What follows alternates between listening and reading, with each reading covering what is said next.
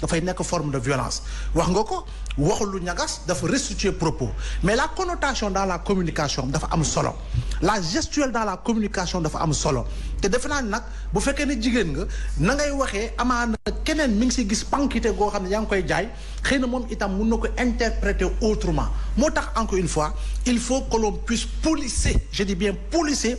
le niveau et le type de comportement que l'on doit avoir lorsque on est représentant du peuple ba tax na li Cheikh Omar wax mooy dëgg parce que dañuy on met le focus on met le curseur sur l'installation de l'Assemblée nationale mais installation Assemblée nationale parce que gis nga ab député bu taxaw ci chaise est-ce que tu vas incriminer ce camp-là les deux camps sont à incriminer autant Benno autant Yewwi ñoom ñaar ñëpp ils sont à incriminer donc loolu dañuy gis ni rek prémisse la yoo xam ne en réalité on se disait lii nga xam ne moo xew comme réalité sur le terrain politique moom la ñu transposer rek au niveau de l'Assemblée nationale actuellement te de ce point de vue là damay jàpp ni bu ñu fekkee ni nuñ ko waxee choix wu député bi da nga koy def pour wut député boo xam ne xewlukat la député boo xam ne cipatukat la député boo xam ne xastekat la député boo xam ne moom songu ak hors sujet rek mooy lañ koy sant loolu mooy métier biir Assemblée nationale donc on sera encore très loin de la rupture je rappelle encore une fois que ni boo ñëwee gis ab député Cheikh Omar tudd na ko ku mel ni benn kuréel Macky mais Macky 2012 amul ay jigéen depuis 2011 quand vous portiez non je donne un exemple non attendez Alassane laisse-moi terminer je ne stigmatise non avec votre permission pourquoi doo leen cibler ñeneen non dama ne vous ciblez non je dis mu am ñu mel ni moom ci biir non dama ne je ne stigmatise pas en réalité non je dis je ne stigmatise pas waxuma ko pour stigmatiser la personne non ça c'est ton point de vue personnel et ton point de vue en réalité je ne le partage pas forcément. Le débat n'est pas sur Macky. Le débat c'est sur Massata Samb. Mais je dis alors c'est sur l'Assemblée nationale. Non je dis le débat personnel. Le débat c'est sur l'Assemblée nationale.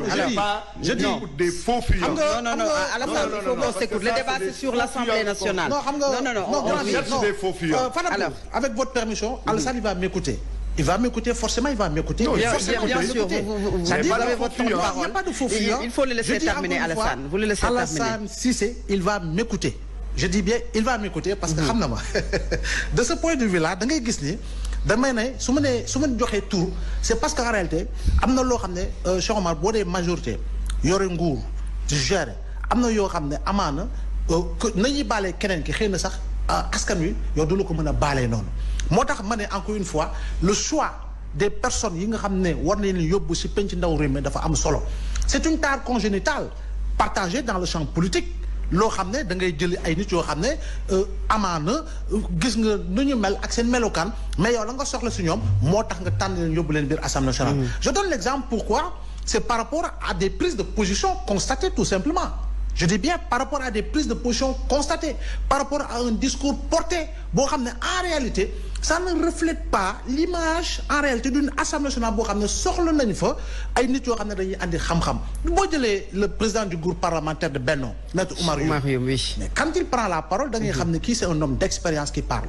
kii am na parcours boo xam ne jàll na fa am na biir Benno ay yeneen député yoo xam ne bu ñu yëkkatee kàddu nga xam ne ñii maîtriser nañu leur sujet j'espère que tu partageras cette position là au moins de ce point de vue là opposition bi tam da nga gis am na ñoo xam ne bu ñu yëkkatee kàddu ku su mel ni Guy Marius Sagna wala Abbas Fall et consort biir Yewwi ba si Thierno Alassane Sall en tant que non inscrit da ngay xam ne en réalité la ñuy andi du parloo moo tax mais dañuy poser le débat boo xam ne amaana dina soxal askan wi mais l'un dans l'autre encore une fois da nga gis ñoo xam ne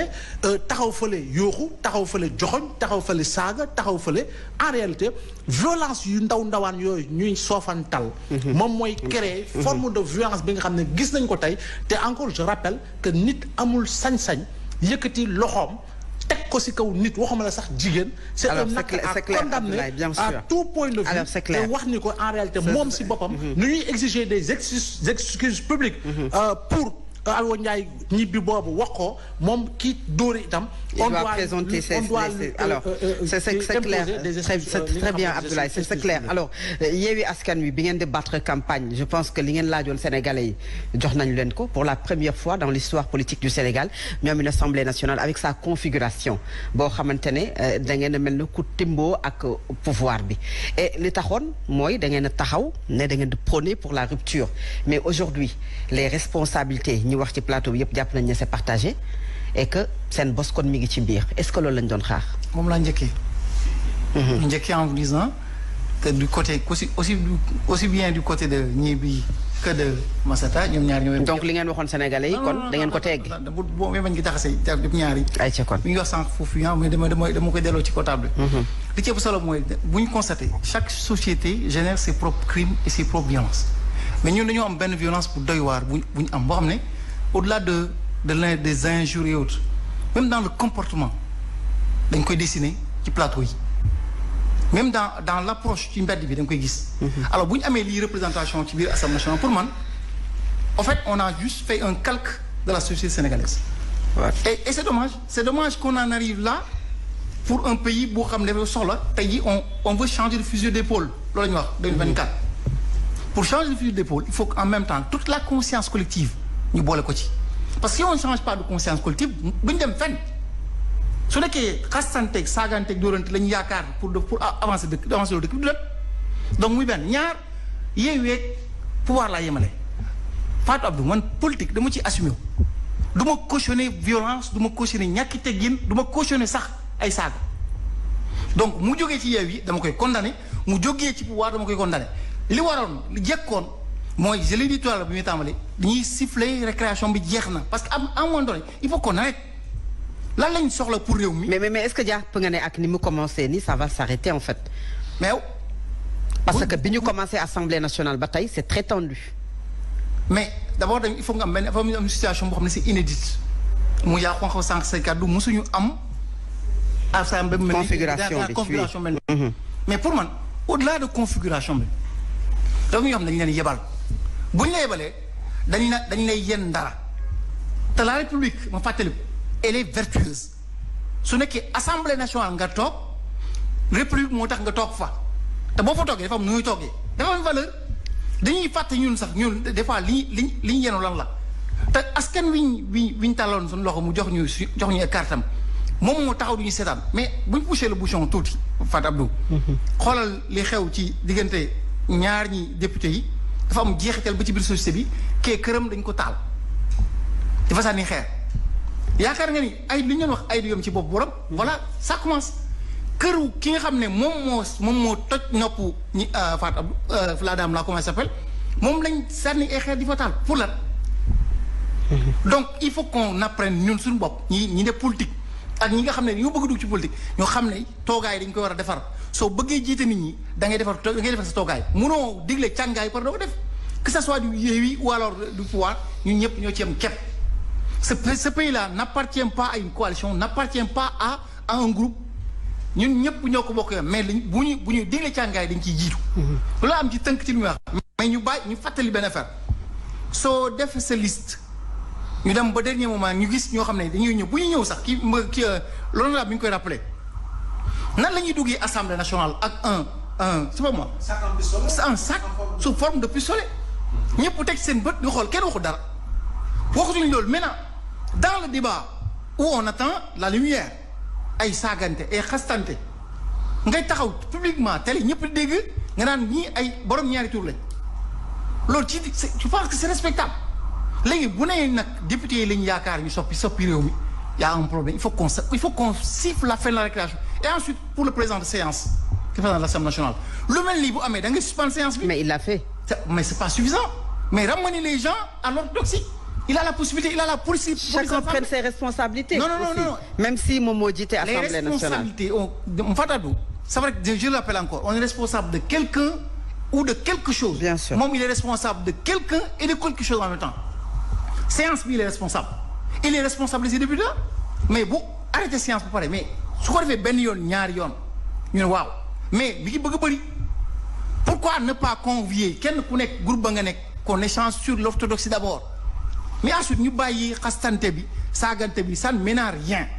on a des projets de loi fii li fi am xam-xam lañ fa waroon génne bu ñu ko mënu ku ne dem toog këram. peut-être amuñu leen parce que man bi may préparer lii koo ci woo parce que ñu ngi doon déggoo ci seen biir ak di waxtaan ci seen biir ndax dañu ko def ak njiitu assemblée nationale wala dañu ko def ak groupe parlementaire bu nekk aussi peut-être bu ñu creuser dinañ ci xam mais groupe parlementaire dañ ko jóg mais ensuite waxuma au-delà de groupe parlementaire les casquettes politiques leen yóbbu foofu ba commencé ci ñun ñi man pour man il est temps que la coalition Yewwi ak l'intercoalition wala Yewwi Askan Wi rappelle alors c'est mandataire dafa am loo xam ne mënuñ ko bàyyi mu jàll su nekkee ñun dañoo bëgg a jiite réew mi ëllëg il faut que dès à présent que chacun dise à l'autre la vérité en face mais pourquoi bon Dieu ñu war a ñun à l'Assemblée nationale être excusez-moi avec des débats de passerelle on est au fond du caniveau loolu lañ bëgg a changer réew mi on veut changer de fusil d'épaule ñun li ñuy bëgg a changer bi d'épaule mooy saagante ki xasante mais mënut a jëm kanam. alors c'est kon clair. kenn ku ne ci ñun muy député bi fa nekk muy nga xam ne ñoom ñoo yebal ñii parce que en liste dañ ko tànn kenn ku ne war na mën a woo morom ma ci seen biir toog waxtaane ko te waxtaan nag ñaar moo mën a am soit ngeen déggoo wala ngeen bañ a déggoo mais au moins qu'on initie quelque chose ñu xam. c'est clair. et puis il est temps aussi Fatabou que la société civile da ngeen di bàkkee tout le temps dañuy ils interviennent mais il est temps que ñoom ñu dox de sorte que assemblée aussi bien du pouvoir que de l'assemblée que de l'opposition que tout le monde s'assied autour d'une table qu'on va à l'essentiel dañ ko soxla réew dafa soxla dal mais dafa soxla aussi ñu def xam-xam ci li ñuy def. très bien alors Alassane est-ce que du mauvais résultat yu élection législative yi moom moo tax parfois les députés de la coalition Benno Bokk Yaakaar di sortir de leur gond parce que d'habitude da ngay gis ministre bu ñëw déroulé dem yoonam amaana du am un débat aujourd'hui bi ñu gis à l'Assemblée nationale avec des questions pertinentes que ci yenn députés opposition yi ñu nangu